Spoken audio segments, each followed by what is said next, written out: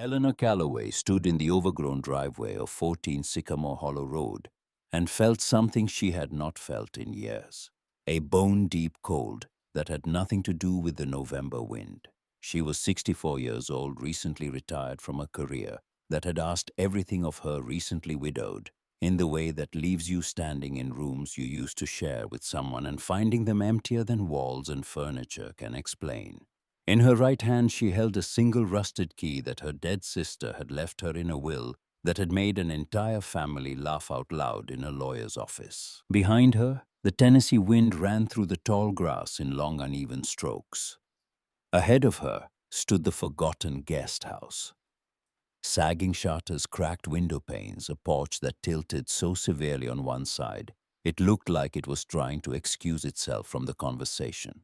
The siding, once painted a clean cream, had gone the color of wet ash and was peeling away in strips that curled like bark from a dying birch.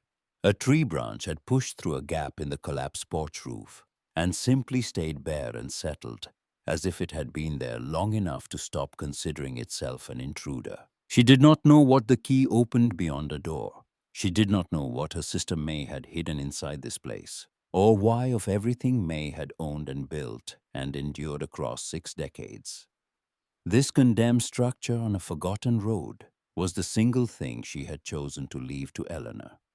All she knew, standing in that driveway with dead blackberry canes scratching at her coat, and the sky sitting low and gray above the tree line, was that her sister had never done anything without a reason. May had been afraid of many things. Carelessness was not one of them. The will had been read 11 days earlier in the oak-paneled office of a Cloverdale estate attorney named Guilford, a man whose voice carried the practiced neutrality of someone who had delivered bad news so many times the delivery no longer cost him anything. 7 people in the room. Eleanor, Warren Reeves, May's husband.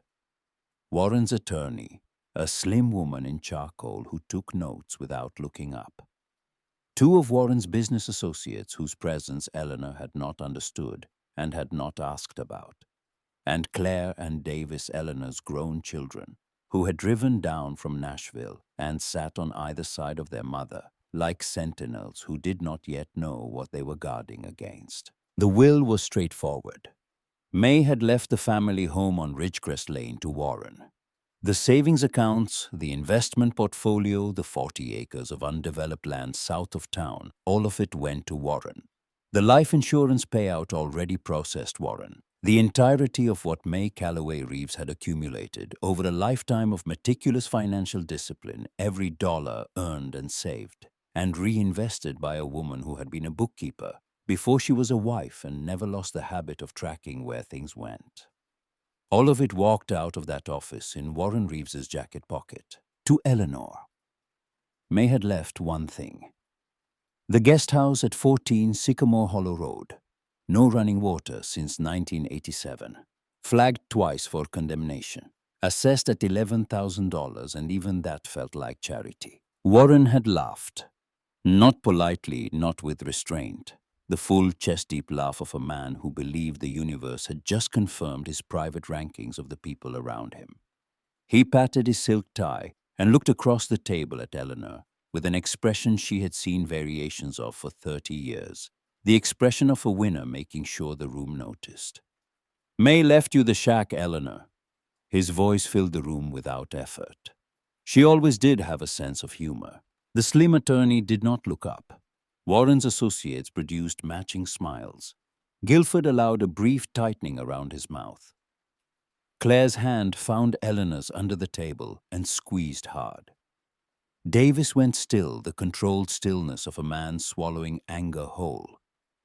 Eleanor looked down at the key, small rusted worm from her grip, and she thought of something she had not thought about in decades. May, at 8 years old, kneeling on the bedroom floor of the house on Prentice Street, prying up a loose floorboard with a butter knife stolen from the kitchen. Underneath a space just large enough for a composition notebook with a marbled cover. May's diary, the place she kept the things she could not say out loud. Eleanor had found it once at 12. Read 3 pages before the guilt hit.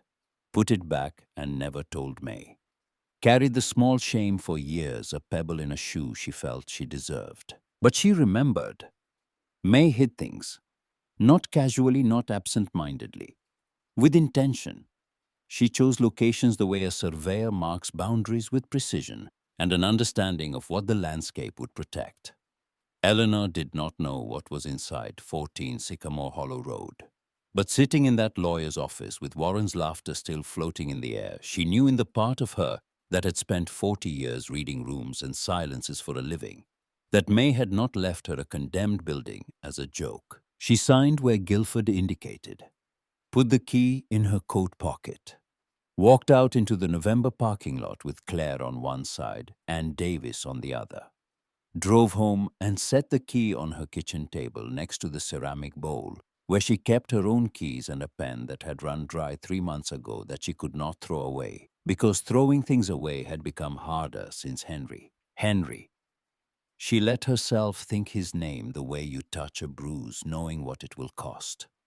Henry Calloway, her husband for 36 years.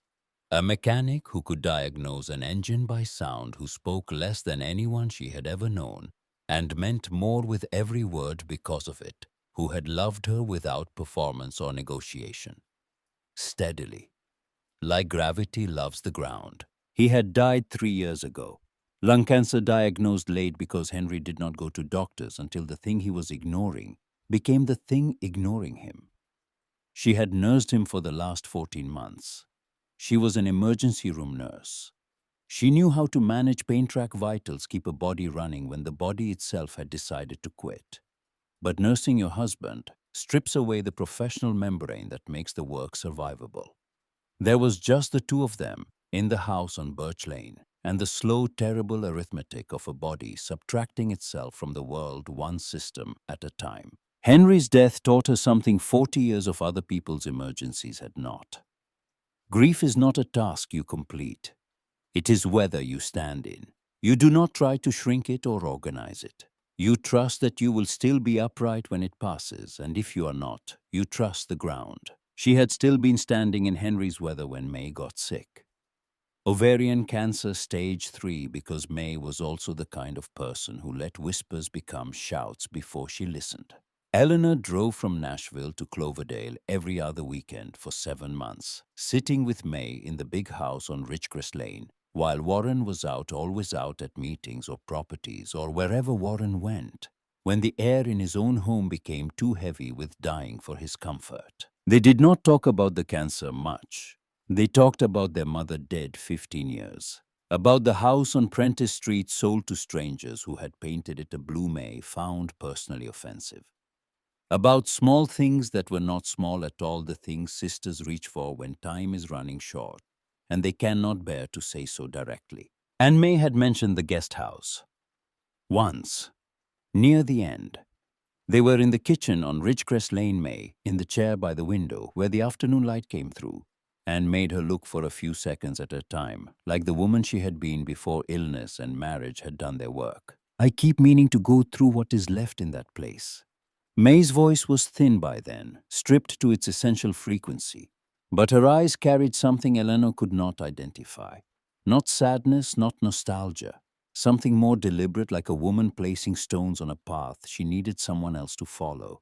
It matters more than you would think what is in there. Eleanor had waited for more. May looked out the window at the backyard oak and said nothing else. They talked about Claire's new job. They ate soup neither tasted. May fell asleep in the chair, and Eleanor covered her with the Afghan and drove back to Nashville in the dark, with the unshakable feeling that her sister had just delivered a message inside a silence. That was 4 months before May died. Now the key sat on Eleanor's kitchen table and refused to be ignored. She spent the first week doing nothing about it. Not paralysis, not fear. Respect for the weight of what she carried. She went to the grocery store and bought things she did not eat. She watered her plants with the mechanical attention of someone performing the rituals of living, while the living itself happened somewhere out of reach. She spoke to Claire twice and Davis once and told them both she was fine, which was what mothers said when they were not fine, but understood that not fine was not the same as in danger. Every evening she sat at the kitchen table and looked at the key. She tried 3 times to put it in a drawer. Each time her hand stopped before it reached the handle. The key was the last thing May had chosen to give her.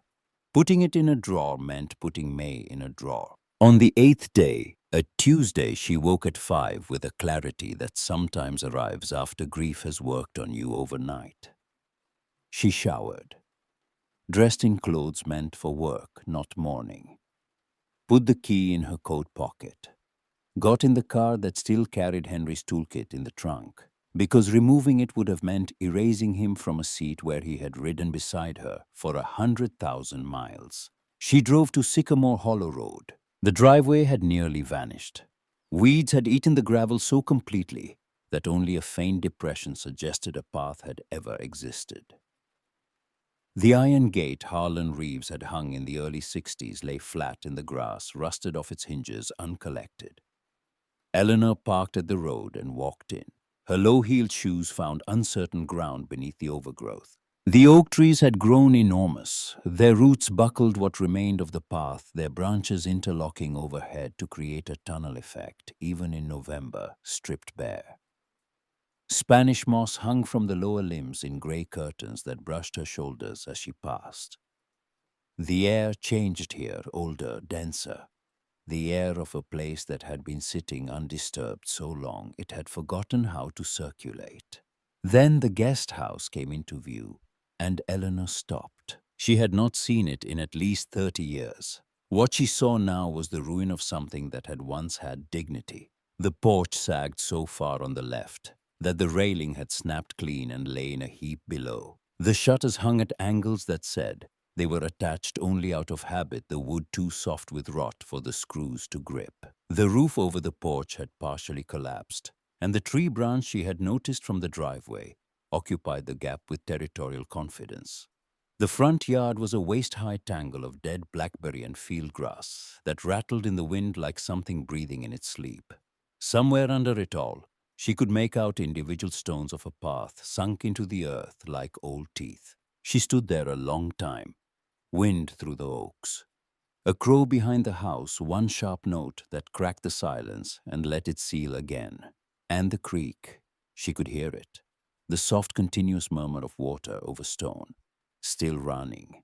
After everything still here, she laughed, not bitterly. The plain, clear laugh of a woman who recognized in the wreckage a challenge she was going to accept.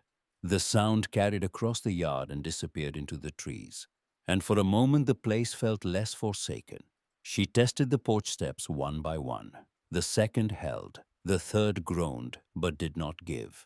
She put the rusted key in the rusted lock, turned it, and the mechanism surrendered with a sound like a small bone cracking. The smell came first. Mildew, damp wood, and the ghost of habitation.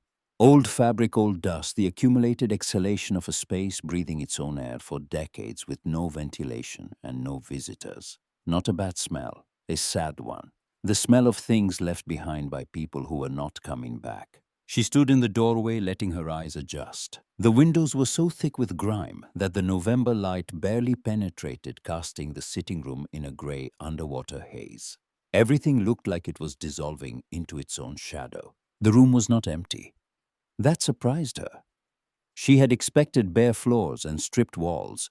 Instead, the ruin of furniture. A sofa against the far wall, cushions black with mold and collapsed inward. A side table near the window, one leg gone leaning at a defeated angle. On the floor, a braided rag rug eaten through at its center by moisture, a hole spreading outward from the middle like a slow-motion detonation. On the walls, ghost frames, rectangles of less faded paint, where pictures had once hung, their outlines preserved in the wallpaper, like shadows burned into stone. She stepped inside, carefully testing each floorboard. The floor was largely sound. Old pine, thick and stubborn, the kind of wood common in rural Tennessee before builders discovered cheaper materials. It had outlasted the walls, the furniture, the people who walked on it. She moved through the sitting room into the narrow hallway, wallpaper separated from the wall in long strips that hung like shed skin. Beneath it, cracked plaster in patterns that looked almost cartographic. To the left, a small bedroom, A rusted iron bed frame mattress, gone springs, exposed and oxidized to a deep reddish brown. The frame was bolted to the wall on one side with a heavy bracket drilled into the studs. Eleanor noted this immediately. Most bed frames stand on their own legs. This one had been anchored, fixed in place, secured so it could not be moved casually by someone not looking for what lay beneath it. She filed that and moved right, the kitchen. She pushed open the door and stood in what had once been the room with the yellow tiles. Half remained clinging to the walls with the stubbornness of things that have outlasted their purpose, but refused to acknowledge it.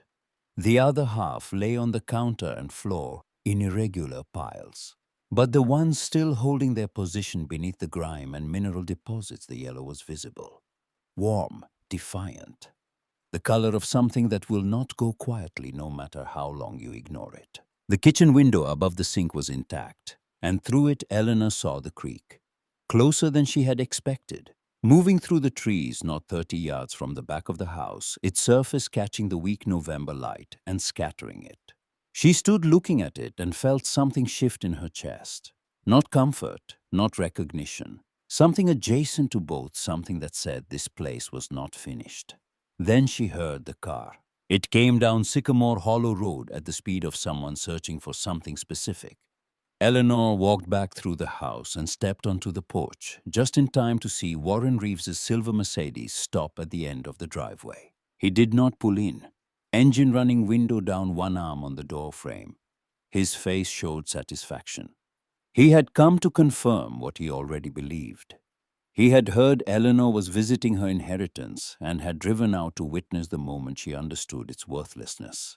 Eleanor stood on the broken porch and met his eyes. She did not retreat, did not soften, did not perform any of the small adjustments people make when they feel observed by someone holding power over them. And in the half-second before Warren assembled his smile, she caught it. A flicker so brief that anyone without 4 decades of reading faces under pressure would have missed it. His eyes moved from Eleanor to the house and back, and in that movement was a calculation, a weighing. And whatever he was weighing frightened him. Then the smile arrived, and the flicker vanished a stone into deep water. "Nice place, Eleanor." His voice crossed the distance without effort. May always did have a sense of humor. He adjusted his grip on the steering wheel. "You can still sell it to me. 15,000. More than it is worth. Consider it a favor." Eleanor looked at him. She thought about the flicker, the bolted bed frame. May at the kitchen table choosing her words like a woman laying markers on a trail. "It matters more than you would think. I will be in touch, Warren." She turned and walked inside. Heard the window hum shut. The Mercedes reversed and drove away. Sycamore Hollow Road returned to its silence, deeper now, as if the land had been holding its breath. She stood in the hallway and breathed slowly, deliberately, the rhythm she had used for decades to steady herself before entering a room where the news was bad and the delivery could not wait. She was not going to sell, not out of stubbornness or spite, because of something she had not expected to feel when she crossed the threshold. A pull, a gravity that had nothing to do with the structure and everything to do with what it held. The house was trying to tell her something. What was inside it mattered. She needed to look and keep looking until she found what May had put here for her. She thought of May, how her sister had always spoken about this place with that guarded expression, never with specifics, always at a careful distance. Eleanor could read it now. It was the expression of someone who knows exactly what a place contains and has chosen out of self-preservation and fear and reasons rooted in a marriage and a set of decisions made at 24 that had shaped an entire life not to say so. She pulled out her phone, turned on the flashlight, and began to search. She started in the sitting room. Methodical, patient. She dragged the collapsed sofa from the wall. Behind it, a rectangle of cleaner paint and a single rusted nail. She checked behind the side table. Opened the hallway closet 3 wire hangers. A desiccated mouse nest, a smell that drove her back 2 steps. She knocked on walls, listening for hollow spaces. Everything sounded solid. The bedroom. The iron bed frame was heavier than she expected, and the bracket held firm.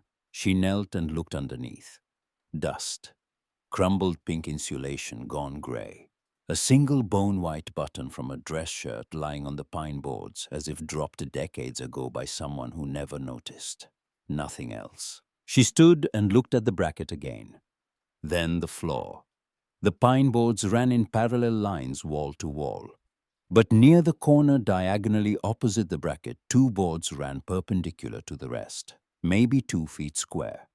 She would never have noticed standing up, never without a flashlight, never without being the kind of person who looked for the thing that did not match its surroundings. She crawled closer. The boards had been painted over, not once, many times. Layer after layer applied with enough care to obscure the seam, each coat yellowing and cracking with age, but adding to the camouflage until the joint was nearly invisible under the accumulated effort of someone determined to make it disappear. Her heart picked up.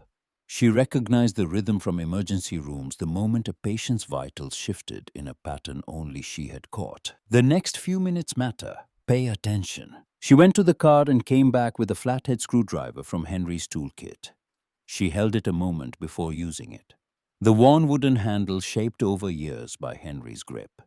She had not touched these tools since bringing them inside. They had sat on the shelf by the back door, carrying the weight of objects that have outlived the hands that gave them purpose. She worked the blade into the seam, applied careful upward pressure. The section resisted the resistance of something undisturbed for decades. Wood-swollen paint sealed years, compressing everything into a surface that did not want to separate. But it lifted. Beneath it, a shallow cavity, roughly 2 feet square, 8 inches deep. Not a cellar or crawl space. A pocket, deliberately constructed, deliberately concealed. Someone had cut into the floor joists, framed the space with care, sealed it, painted over it, and bolted a bed frame to the opposite wall to anchor the room around furniture that would discourage anyone from moving things or looking too closely, or asking why the boards in the corner ran a different direction. 3 things inside. A large manila envelope, thick and heavy, sealed with wax dried to the color of old blood. The seal unbroken. Whatever was inside had been placed there once and never touched. A small notebook with a cover of dark green cloth spine, intact pages swollen slightly with age but not destroyed. The green was faded at the edges, deep and vivid at the center, and it reminded Eleanor of the composition notebooks May had used as a girl. The ones she hid under the floorboard on Prentice Street. A photograph. Loose. Face down. Tucked under the notebook as if placed there, last pressed flat with intention. Eleanor sat very still. The cold from the floor climbed through her coat and into her spine. The creek murmured outside the kitchen window. A branch tapped the side of the house once and went silent. She picked up the photograph, turned it over. May. Young May. 24 or 25, which placed it in 1982 or early 1983. Before the wedding. Before Warren. Before whatever had turned her sister from a woman with large handwriting and a habit of hiding things she loved into someone who spent decades carrying a secret she could not speak. May was sitting at an unfamiliar table in an unfamiliar room, and across from her sat a man who was not Warren Reeves. Older than May by roughly 12 years. Broad-shouldered dark hair going gray at the temples, with hands that rested on the table with the stillness of someone entirely present, entirely focused on the person across from him. His expression was uncomplicated, not guarded, not calculated. The face of a man in love who has not yet learned he should hide it. His hand rested close to May's, not touching, but close enough that the space between their fingers held more meaning than contact would have. Eleanor turned the photograph over. On the back in May's handwriting, looping, left-leaning the script of a woman told as a girl to write smaller, who never once agreed 4 words. Before I was afraid. She set the photograph down carefully. Opened the green notebook. The first page dated 1987, 3 years after the wedding, in handwriting. Smaller and tighter than May's usual, as if the words themselves were afraid of being overheard. My name is May Calloway Reeves, and I am writing this because I need someone to know the truth, even if I am too frightened to say it aloud. If you are reading this, then I have finally found the courage I spent my life looking for, or I have run out of time to find it. Either way, the truth is here. All of it. Read carefully. It matters more than you know. Eleanor read for 2 hours without moving. The light through the kitchen window shifted from afternoon to the flat gray of early evening. Shadows in the bedroom lengthened and merged, until the only illumination was her phone flashlight propped against the wall, casting a white cone across the notebook, and her hands and the cavity that had held these secrets longer than some people live. She read about Julian Pace, a man May had met in the spring of 1982 when she was 24 and working as a bookkeeper for a small property management firm in Cloverdale, and he was one of the firm's clients. 36 years old. Quiet, methodical, the owner of 11 rental properties across 3 Tennessee counties. Not flashy, the kind of man who entered a room and made it feel more stable. May had loved him. The notebook made it plain on every page, written in the language people use about love when there is no audience. No metaphors, just the facts of what it felt like to be seen by someone who was not trying to own what he saw. She read about Warren, how he arrived at the firm in autumn 1982, 35, confident in a way that filled rooms so completely it left no space for doubt, anyone's doubt. How he noticed May and pursued her with the systematic attention of a man accustomed to identifying assets and acquiring them. How he was charming and persistent. How he remembered her mother's birthday and fixed the kitchen faucet at the Calloway house without being asked. How May, 24 and unable to distinguish between a man who loved her and a man who wanted to own her, was dazzled. Ended things with Julian. Married Warren 8 months later. Woke up 3 years in and realized that the man who courted her and the man she married were different people. That the charm had been a tool and the persistence a strategy. And by the time she understood this, she had a child and a second on the way, and a life that had closed around her, like a door she could no longer open. She read what Warren had done to Julian Pace. How Warren used his seat on the Cloverdale County Planning Board obtained through connections and contributions. May's notebook documented with a bookkeeper's precision to engineer zoning reclassifications that rendered Julian's 11 properties non-conforming overnight. Julian could not rent them legally under the new designations, could not sell them at fair value while the reclassifications were disputed. He was strangled financially over 18 months until he sold every property at a fraction of its worth. The buyer operating through shell companies May had spent years tracing through courthouse filings was Warren Reeves. 11 properties, acquired through manufactured regulatory ruin. The seed capital, the foundation of everything the Reeves real estate portfolio became over the following 4 decades. A fortune grown from land stolen through deliberate calculated corruption. And in the manila envelope sealed with its blood-colored wax, May had placed the proof. Planning board minutes with Warren's handwriting in the margins annotations, showing orchestration rather than deliberation. Correspondence between Warren and 2 county officials in language that left no room for innocent interpretation, discussing reclassifications as coordinated strategy.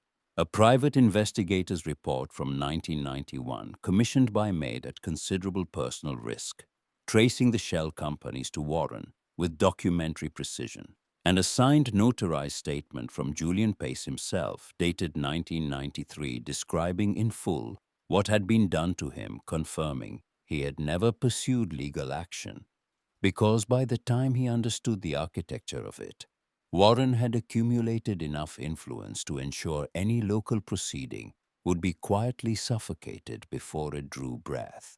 Eleanor sat on the cold floor with all of it spread around her and felt the weight of a truth kept too long in too small a space. She thought about May carrying this for nearly 40 years. Learning it 3 years into a marriage she was already trapped in with 1 child born, and another growing in a town where her husband's name was on buildings and boards and the lips of everyone who mattered.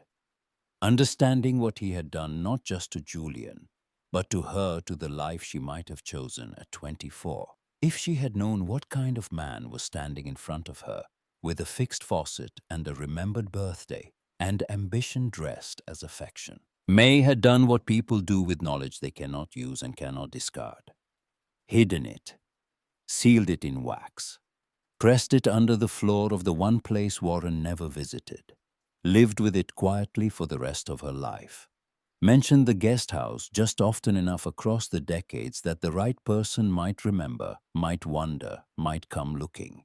And at the end, she had left the key to the one person she trusted to do what needed doing regardless of cost. Eleanor gathered everything, placed the photograph back in the notebook alongside the envelope, held them against her chest, and sat one more moment in the grey evening light of 14 Sycamore Hollow Road.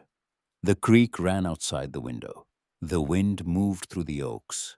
The yellow tiles in the kitchen held their color against the gathering dark. She took out her phone and called a lawyer. Frankie Hollowell's office sat above a dry cleaning shop on Merchant Street, and the staircase leading to it was narrow enough that Eleanor turned her shoulders to avoid brushing the walls. The paint was institutional green chosen decades ago by someone who confused durability with taste. The carpet shone at the center of each tread, a topographical record of 22 years of clients climbing toward the only attorney in Cloverdale who had never accepted $1 from Warren Reeves. Eleanor arrived at 8, carrying the envelope, the notebook, and the photograph in a canvas tote bag the night before, with the care of someone transporting evidence which she supposed she was. Frankie's assistant, a young woman named Ruth with short hair, and a gaze that could stop a cold caller mid-sentence, said Miss Hollowell was expecting her. Frankie was standing behind her desk, not sitting.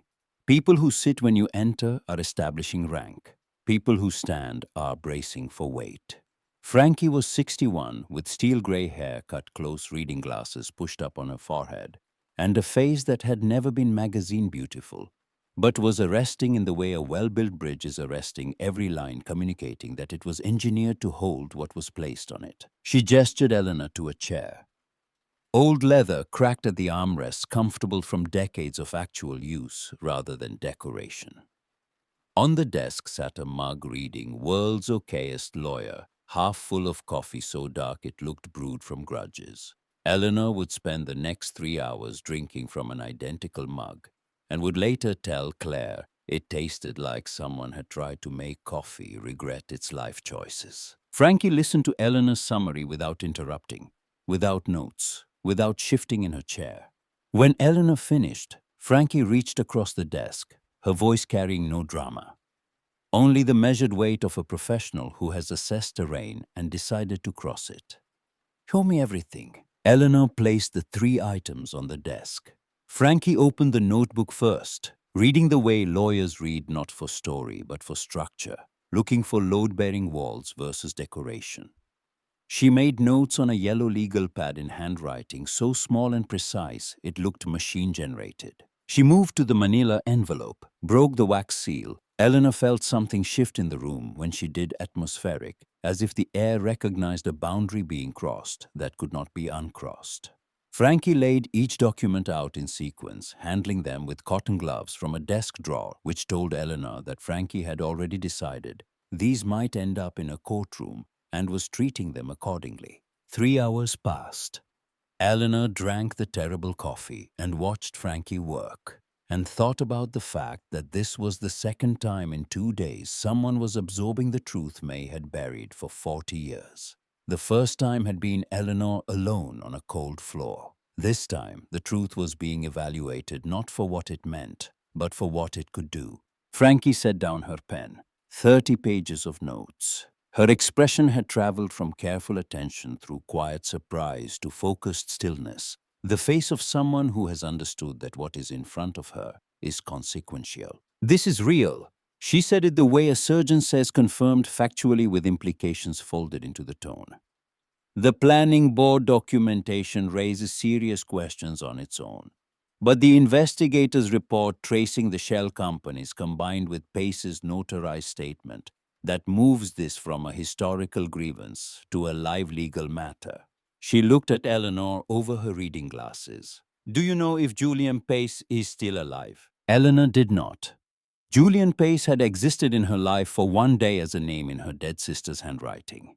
Frankie found him in 40 minutes through public records property registries, and the kind of digital archaeology lawyers perform when locating someone who has spent decades being quiet. Julian Pace, 79 years old, small house outside Murfreesboro, Tennessee, retired, widowed, alive. Frankie called that afternoon speaker on Eleanor across the desk. Two rings. A man answered with a voice that sounded like it had been used sparingly for a long time. The voice of someone who has grown accustomed to silence, not as a condition to fix, but as a default to accept. Frankie identified herself. Attorney in Cloverdale. Documents recently come to light. Property transactions in Harmon, Bexley, and Cloverdale counties, mid-1980s. She was precise, careful, and did not say Warren Reeves until the third sentence. When she did, the silence on the line was so complete, Eleanor checked the screen to confirm connection. Then Julian spoke. His voice had changed, something shifting beneath it, bedrock moving before a spring breaks through. I wondered if this day would ever come. I am 80 in February. I had started to think it would not. He confirmed everything. Every date, every transaction, every shell company. He spoke for 20 minutes without stopping, describing the disassembly of his life with the exhausted precision of someone who has rehearsed the telling so many times the words have worn smooth, drained of anger, drained of self-pity, carrying only the irreducible weight of what happened. He was willing to provide testimony. He had kept records boxes in a closet he had never cleared. I kept everything because I could not throw away the proof that my life once had a different shape. I just never thought anyone would come asking. His voice cracked on the last word, and Eleanor felt it in her sternum the way you feel a struck tuning fork through a wall. Frankie told him she would be in touch. Ended the call, sat quietly looking at the legal pad and the documents and the photograph of two people at a table in a room neither would ever sit in again. We have a case. Not simple, not guaranteed, but real, and I will take it. You should know what that means. Warren Reeves will find out. And the way men like him respond to challenge is not by engaging with its substance. It is by making the challenger wish she had stayed quiet. Eleanor held Frankie's gaze. She thought about May, who had stayed quiet for 40 years. Julian, who had kept boxes in a closet he could not empty. Henry's screwdriver in her hand, the worn grip, the sound the floorboards made when they finally lifted. I have spent 40 years in rooms where people were afraid. I know what it looks like when someone is performing confidence they do not feel. I saw it on Warren's face at the end of that driveway. He is already afraid. He just does not know yet how much he should be. Warren found out 9 days later. Eleanor never learned how. He had spent 40 years building a network in Cloverdale that functioned less as social connections and more as infrastructure embedded in every bank and law firm and county office, and information moved through those channels. The way water obeys a gradient engineered long before the information existed. He appeared at Frankie's office Thursday morning without an appointment. Ruth told him Miss Hollowell did not take unscheduled meetings. He stood in the narrow green hallway for a full minute, looking at the closed door, then left. Ruth reported it to Frankie, who reported it to Eleanor. He appeared at Eleanor's house that evening. She saw the Mercedes from the kitchen window pulling into her driveway with the precision of a man who considers arrival an announcement. She opened the front door before he could knock and stood in the doorway without inviting him in. Warren had come with a different face, tight at the jaw, careful at the eyes, the face of a man who has decided controlled aggression is the right instrument. He said he knew what she thought she had found. Ancient history, documents from 40 years ago that proved nothing. Julian Pace was a bitter old man nursing a grudge calcified into fantasy. Eleanor was making a serious mistake spending whatever she had saved from a career of bedpans and night shifts on a case that would go nowhere, and when it was over he would still be standing exactly where he had always stood. Eleanor let him finish. She noted the details, breathing slightly elevated, left hand opening and closing at his side in a rhythm that was not quite conscious. He had rehearsed this speech she could hear where the sentences were pre-built, but the rehearsal was fraying at the edges. Then Warren paused. The prepared material ran out. His voice dropped the projection, falling away, leaving something quieter, almost conversational. May did not understand how the world works, Eleanor. Those deals, that is how things get done. Everybody does it. I was just better at it than most. Eleanor understood this was not a performance. This was what Warren actually believed. He had told himself this story for 40 years, until the telling had hardened into conviction. He was not lying, he was sincere. And that sincerity, that genuine inability to see the difference between ambition and theft, was more unsettling than any threat he could have made on her doorstep. I told you at the guest house, Warren. I will be in touch. She closed the door. The pressure began the following week, arriving not as a single blow, but as a series of small compressions, each one deniable in isolation, unmistakable in accumulation. Her bank called about the home equity line. A routine review, the representative said, polite and procedural, and utterly transparent to anyone who understood how small-town leverage works. Questions about her current financial position that needed addressing before the line could remain active. Eleanor had never missed a payment in 7 years. She did not need to ask what had prompted the review. The contractor she had called to assess the guest house's structure, a man she had known through the hospital fundraising circuit for a decade, declined the job. No explanation. The silence where the reason should have been. Was the reason the silence of someone who has received a call from a person whose displeasure carries consequences and has chosen the path of least resistance, which ran away from Eleanor and the condemned building she had inherited? Frankie received a call from a law school classmate now practicing in Nashville. He called to catch up, he said.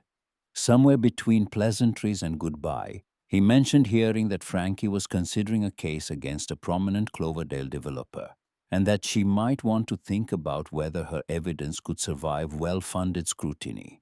He said it casually, the way people say things that are not casual when they want to preserve deniability. Frankie thanked him. Hung up, called Eleanor. They are working the infrastructure. Bank contractors, your professional network. He's trying to make the ground move under you before we file.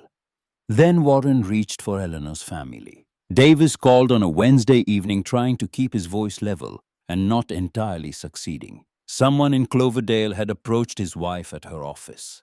Not threatening, nothing reportable.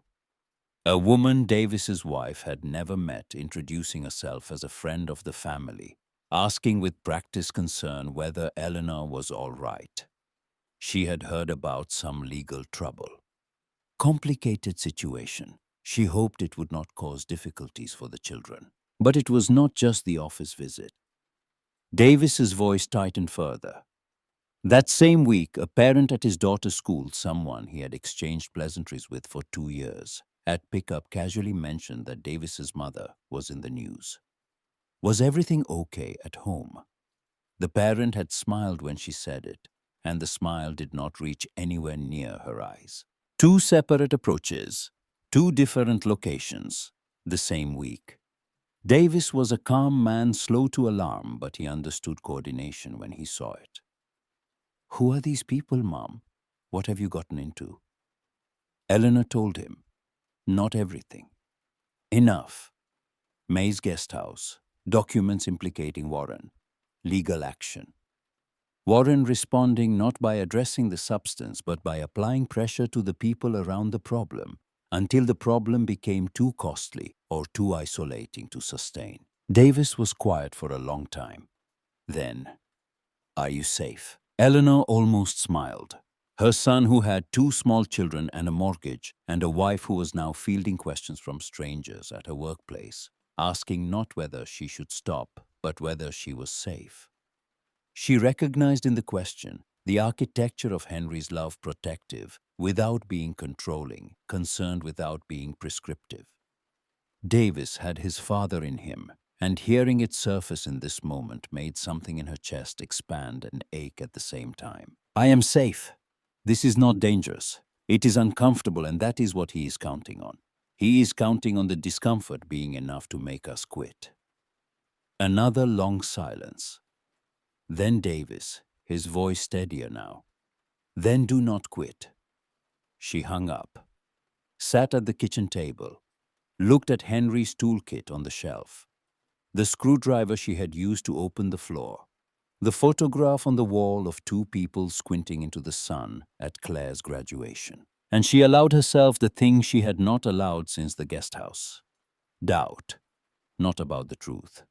The truth was documented and verified, sitting in Frankie's office with a chain of custody log that would satisfy any court in Tennessee. Doubt about herself. Whether a 64-year-old retired nurse with modest savings and no litigation experience and a family now absorbing collateral pressure from a man who had spent decades learning how to make inconvenient people vanish from his landscape had any business standing in the path of what Warren Reeves had built. She sat at the table and for the first time since May died, felt something that was not grief or determination or patience. She felt afraid, not of Warren, not of losing, afraid of failing May, of carrying her sister's truth into a courtroom and watching it dismantled by attorneys paid more per hour than Eleanor had earned in a week, of Julian Pace closing his boxes and putting them back in the closet, and spending his remaining years knowing the day he waited for had come and gone and had not been enough. She picked up the phone and called Claire. She did not plan what to say. She needed her daughter's voice the way you need moving water when you have been dry too long.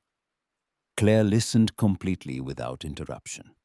When Eleanor finished several seconds of quiet, then Claire's voice came through steady, carrying more resolve than comfort. Mom, do you remember what you told me when I wanted to quit nursing school? You sat on my dorm bed and held my hands and said, you do not need to be brave.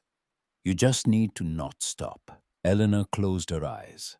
She remembered Claire at 21, exhausted and doubting, surrounded by textbooks piled like fortifications that were failing.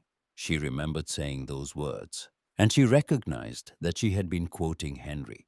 Henry, who had said the same thing to her 30 years ago when she came home from a shift where she lost a child and stood in their kitchen saying she could not do this anymore. Henry had put his hands on her shoulders and looked at her with his quiet eyes and said those words. And she had not stopped. And she had taught Claire not to stop. And now Claire was teaching it back, and the circle of that transmission, husband to wife to daughter to mother, closed around Eleanor like arms she could not see. She hung up, sat another minute, called Frankie. File everything. We are done waiting.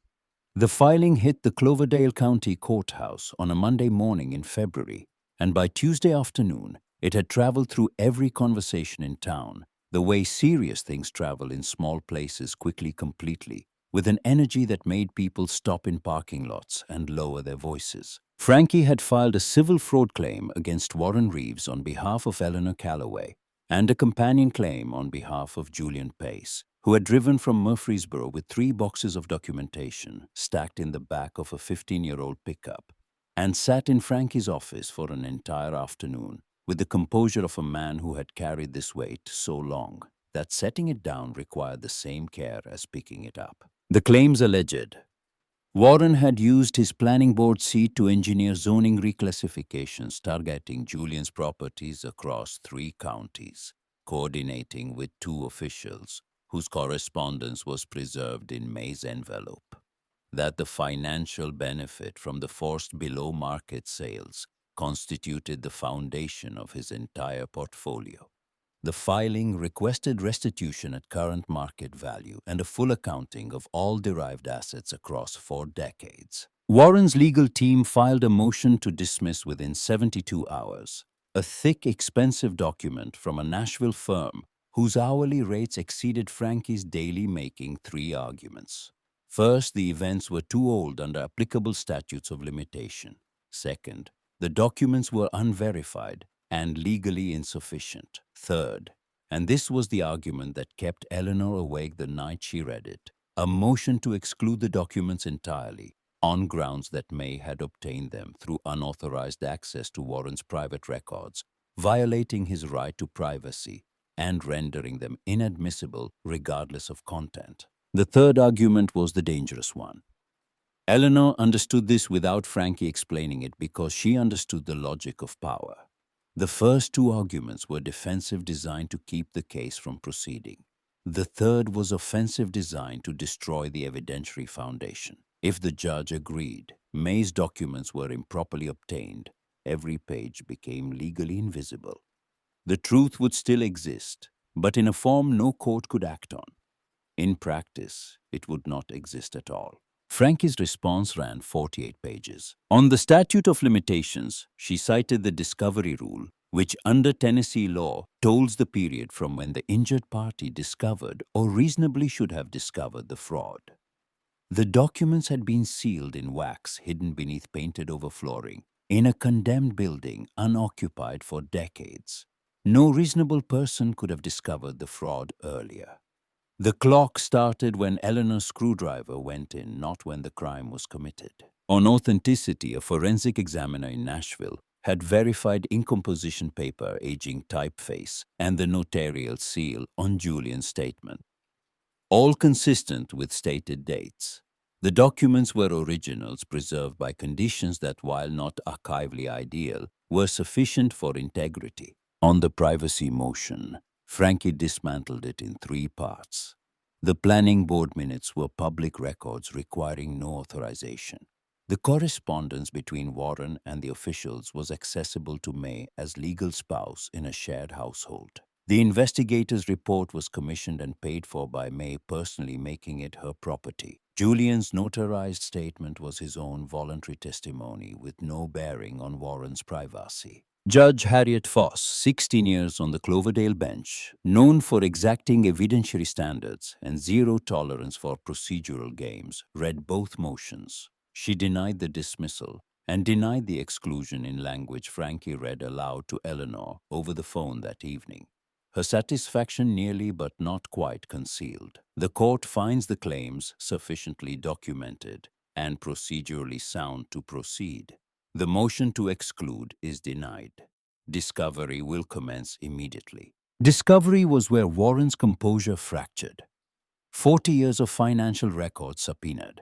Shell companies traced by forensic accountants with court-ordered access. Every holding company, every transfer, every acquisition growing from those original 11 properties like branches from a poisoned root. Then Dale Kirkland walked into Frankie's office.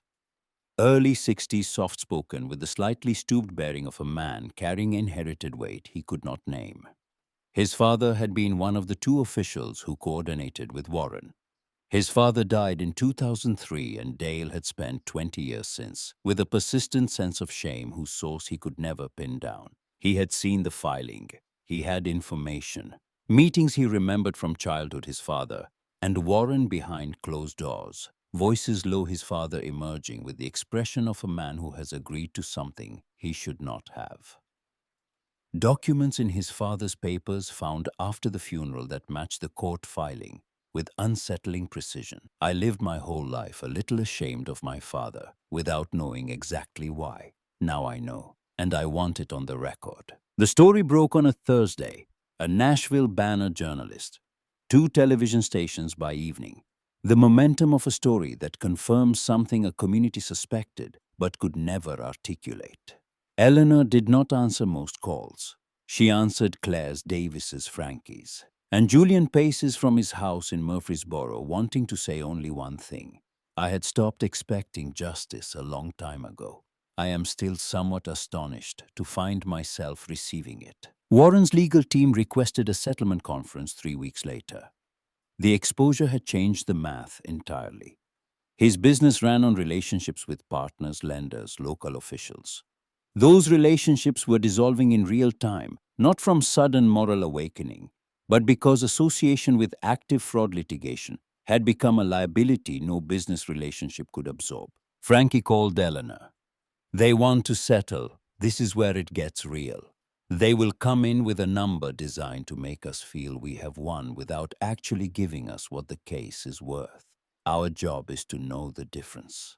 Eleanor stood in her kitchen looking at the dark yard where Henry had built Claire a tire swing. that still hung from the oak rope frayed, but holding tire cracked but intact. I know the difference.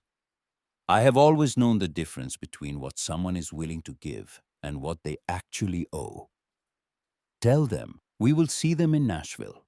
The night before the conference, Eleanor drove to Sycamore Hollow Road, parked where Warren's Mercedes had sat, walked the overgrown path under bare oaks, let herself in with the rusted key, walked through the sitting room and hallway to the bedroom. She stood over the open cavity.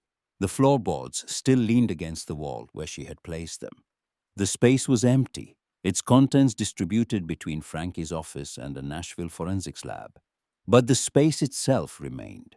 A pocket of air shaped by intention, framed by someone who understood that truth needs a body, a location, a home where it can wait however long waiting requires. She spoke to her sister in the dark bedroom with the creek running outside and the wind in the oaks. I am almost done, May. Whatever you were afraid of, it is not going to win. Not this time. She closed the boards, locked the door, drove to Nashville in the dark. The settlement conference took place in a glass-walled room on the 14th floor of a Nashville law office. The kind of room designed to communicate neutrality, clean lines, muted colors. A table made of wood so pale it looked bleached of allegiance. Through the windows, the Cumberland River moved through its channel. Unhurried, indifferent to whatever was about to happen 14 stories above it. Eleanor arrived early. Frankie had insisted not for strategy, but because she believed the person who occupies a space first establishes a relationship with it that late arrivals must negotiate. Eleanor chose a chair facing the windows, which meant her back to the door. Frankie raised an eyebrow. Eleanor did not change seats. She did not need to watch Warren walk in. She had spent enough of her life watching him arrive. They came at 9:15. Warren and 3 attorneys from the Nashville firm, carrying matching leather portfolios and wearing expressions calibrated to project confidence without aggression. Warren entered last. Expensive suit, dark blue tie. He nodded at Frankie as he set a controlled movement that acknowledged her presence without conceding her authority. He did not look at Eleanor. Not when his lead attorney opened with preliminary remarks. Not when Frankie responded with her own statement outlining the claims, the evidence, and the remedy sought. Warren looked at the table at his attorneys at the window behind Eleanor's shoulder. He looked everywhere except at the woman whose dead sister had spent 40 years assembling the architecture of his undoing. Eleanor noticed. It told her everything about the next 6 hours. The first offer came at 10:30. Warren's lead attorney presented it with the measured enthusiasm of a man who knows the number is insufficient, but whose job requires him to frame it as generous. Frankie leaned toward Eleanor's ear and delivered a one-word assessment insulting with the flat precision of a pathologist labeling a slide. Eleanor nodded. The nod she had used 10,000 times when someone said something requiring acknowledgement, but not agreement.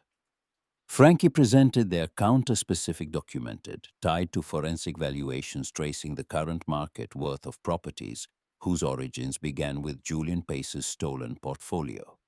Arithmetic, not aspiration. Warren's team withdrew. 90 minutes. Eleanor and Frankie sat in the glass room and did not speak much. Frankie reviewed notes. Eleanor watched the river and thought about how time moves differently when you are waiting for something you have earned versus something you merely hope for. Earning removes the uncertainty. What remains is only the question of when. They returned with a better number, but structured inside a confidentiality clause that would have sealed the terms permanently. Frankie rejected the structure. Another counter, another withdrawal. Morning became afternoon. Sandwiches arrived untouched. Coffee poured and re-poured. The light through the windows shifted to that luminous gray Tennessee. Produces in early spring brighter without warmth, as if the sun were trying to participate from behind a curtain. At 2:15, Eleanor walked to the hallway. Warren was at the water station near the elevators, alone. No attorneys, no portfolio. Holding a paper cup he had not drunk, staring at the elevator doors as if considering whether to step inside and disappear. He did not look like a man who controlled a real estate empire. He looked exhausted in a way that had nothing to do with the length of the day and everything to do with the length of the deception. He heard her footsteps and turned. They stood 8 feet apart on neutral carpet, separated by 40 years of everything that had happened since May chose the wrong man at 24. Warren spoke first.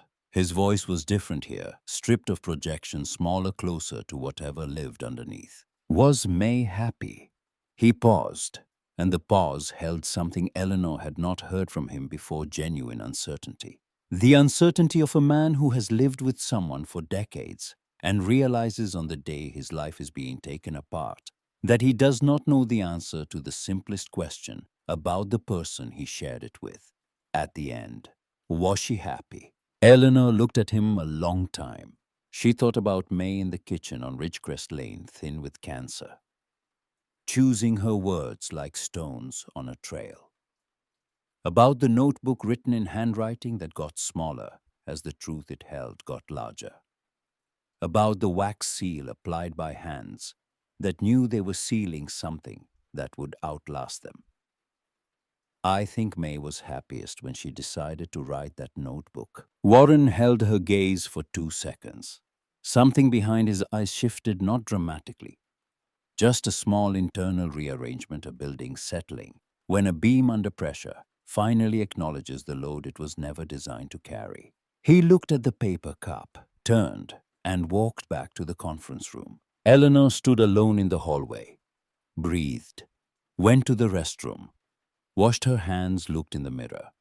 The woman looking back was 64, with lines around her eyes that recorded every difficult room she had entered and every piece of bad news she had delivered. Gray at the temples, steady hands. She did not look like someone about to alter the financial landscape of a Tennessee county. She looked like a retired nurse who was tired and certain and nowhere near finished. She returned to the conference room. The final round lasted 2 hours. Warren's team came back with a number approaching real, and Frankie examined the structure, the way a demolitions expert reads a blueprint looking for where things might collapse. Clause by clause. Language-adjusted provisions added and removed the machinery of legal agreement assembled with the precision large sums require when crossing a table. At 4:17, 6 hours, and they reached the number. $4.2 million. $2.9 million to Julian Pace, calculated against current assessed value of properties taken through manufactured regulatory collapse, adjusted for 4 decades of appreciation and reinvestment. $1.3 million to Eleanor Calloway. Legal cost documented value of May's evidentiary archive, and a component Frankie had argued for with tenacity that surprised even Eleanor: recognition of May's entrapment in a marriage whose financial foundation was fraud.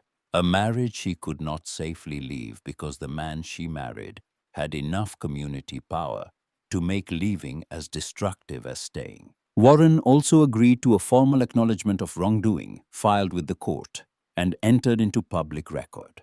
His attorneys fought this until the final 40 minutes, offering alternatives: a private admission, a sealed statement, a carefully worded expression of regret that acknowledged harm without admitting fault. Frankie rejected each with the same 2 words, delivered identically, until the repetition became its own argument: public record. They signed.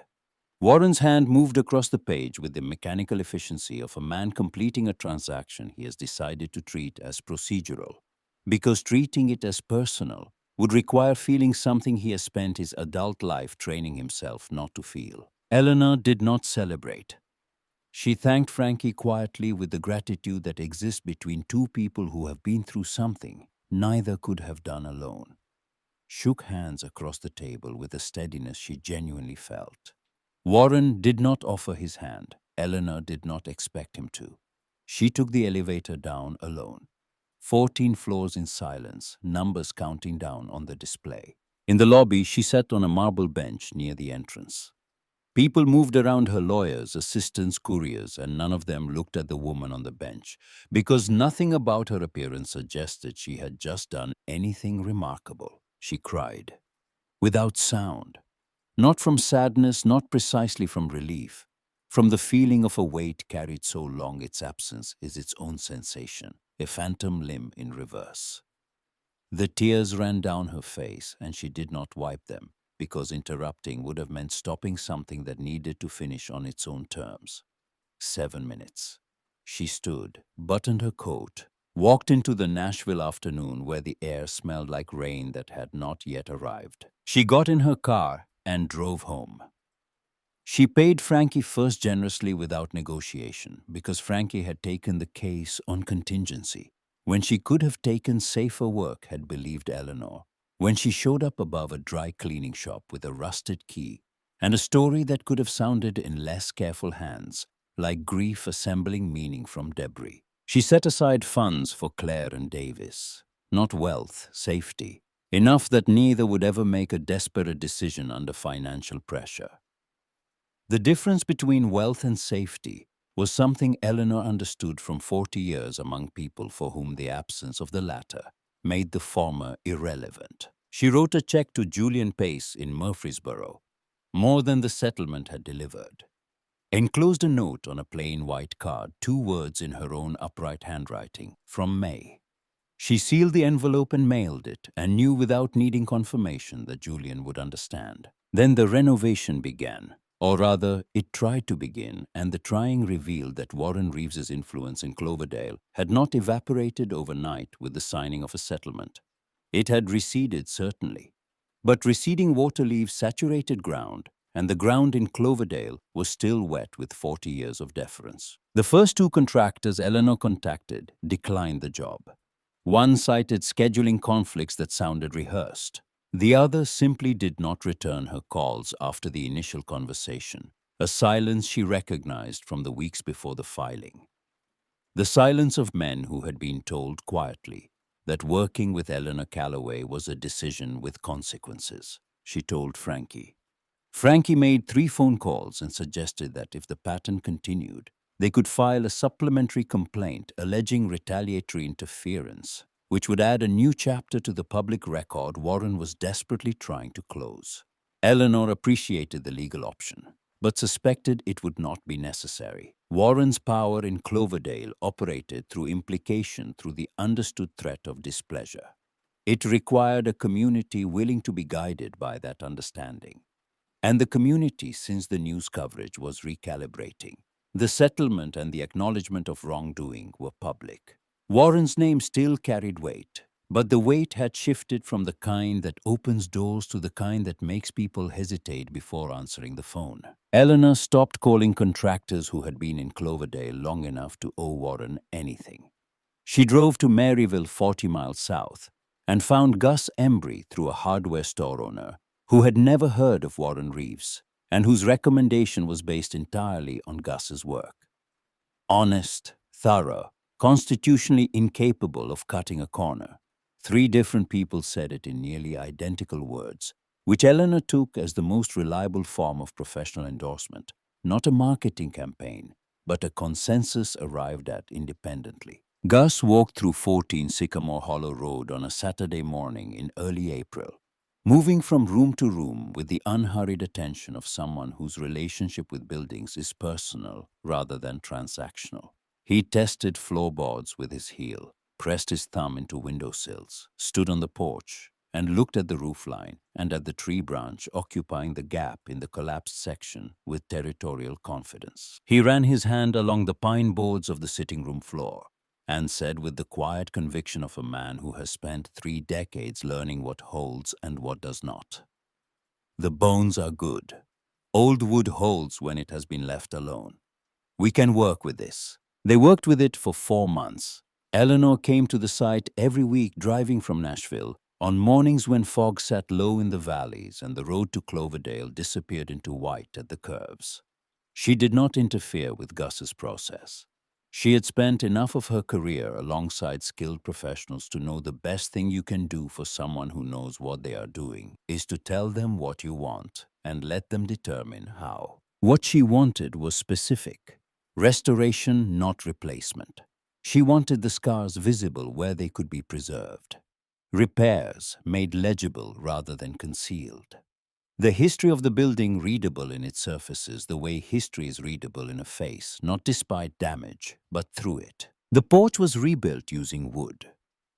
Gus sourced from salvage yards across 3 counties over 2 weeks of searching, matching the original species and grain. The roof was repaired. Windows reglazed with faintly wavy period-appropriate glass rather than flat modern panes. Siding replaced board by board, where rot demanded it cleaned, and repainted, where it did not. New boards and old existed side by side, distinguishable but unified by the same color and the same purpose. Inside, the pine floors, stripped and refinished to warm honey. The sitting room replastered and painted soft white. The hallway widened by 2 inches on each side, enough to change its character from constriction to passage. The kitchen rebuilt entirely. Cabinets replaced with simple wooden shelving, Gus built by hand from reclaimed oak. Butcher block countertops. The sink repositioned beneath the window facing the creek. And the tiles. At Eleanor's request, pursued with a focus Gus later described to his wife as the most concentrated act of will he had encountered in 30 years. He sourced yellow tiles matching the originals. Found them at a family supplier in Knoxville, making ceramics since the 50s in a shade so close. Eleanor held an original and a replacement side by side and could not tell which was which. Warm, defiant. The color of something that will not go quietly, no matter how long you leave it alone. In the bedroom, the iron bed frame was cleaned and returned to its position. The bracket preserved, and in the floor at the precise location of the cavity, Gus installed a panel of tempered glass flush with the surrounding pine.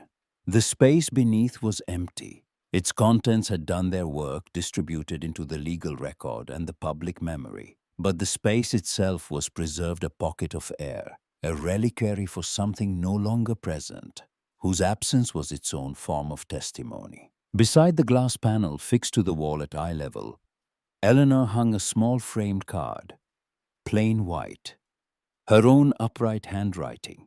2 sentences. Here is where the truth was kept.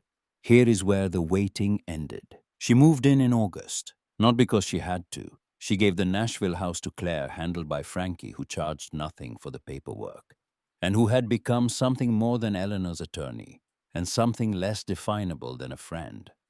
A person who had stood beside her during a passage that changed her life shape, and therefore occupied a permanent position in the geography of who she was. She moved in on a Saturday. The room smelled like fresh paint and new wood, and the clean mineral scent of a building open to air and light after decades of enclosure. The creek was audible from every room, not sound so much as presence. A companion that asked nothing, and had been there before anyone built anything on its banks, and would be there after the last wall fell. Claire drove down that afternoon, stood in the kitchen running her hand along the yellow tiles, her expression moving through surprise and recognition to something that lived between admiration and grief. "Mum, Aunt May would have loved this." Her voice was thick. Eleanor put her hand over Claire's on the tile. Cool, smooth ceramic beneath their fingers. "I know, I think she does." Davis came the following weekend with his wife and children. The boy 6 and the girl 4, whose combined energy could have powered a small generator, discovered the creek immediately and spent the afternoon constructing a dam from sticks and mud and round stones that looked stackable but categorically refused to cooperate. The creek received their engineering with patience. Davis stood on the rebuilt porch in the early evening. The light was doing what Tennessee light does in late summer, going golden and horizontal, turning every surface into a version of itself that looks more honest than the daylight version, as if the sun at that angle has quit being polite and started showing you what things actually look like. He watched his children negotiate with water. Then his voice came quietly offered to the air between them, rather than directed at Eleanor. "I used to wonder why you never seemed scared of anything. Now I think I understand. It is not that you are not scared. It is that being scared has never been a reason you accepted for stopping." Eleanor did not respond immediately. She let the words settle without adding to them. She watched her grandchildren argue with the creek. She listened to the water, which did not argue back. but simply continued, which she had come to believe was the most powerful response available to anything that meets resistance. She thought about those words for a long time afterward. Evenings on the porch, coffee in hand, watching light leave the oaks in stages. Davis was right. And May had been the same way at the end. Not unafraid. May had been afraid for 40 years of what and of consequence, of what the truth would cost surfacing, and equally what it would cost buried. But when the cancer simplified everything, burning away the inessential until only the structural elements remained, May made her choice. Sealed the envelope, closed the notebook, hid them where they would survive, left the key to the one person who would not stop. That was not surrender. That was a woman who decided the truth deserved a future, even if she could not be there when it arrived. The notebook was not a confession. It was a commission assigned to the only person qualified to complete it by the only person with the authority to assign it.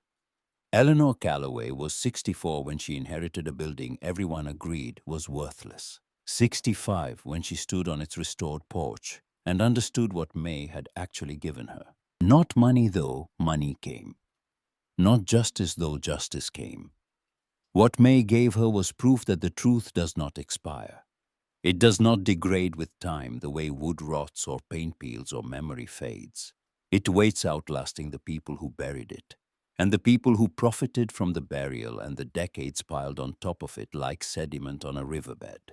And when the right person comes, not the strongest or the most powerful, but the right one chosen because she could be trusted to do what was needed regardless of cost, the truth does not need rescue. It needs only to be uncovered. It does the rest itself. The creek ran behind the house. The oaks held their canopy. The yellow tiles caught the evening light and held it. And Eleanor sat on her porch and drank her coffee and watched the day end and knew she was home.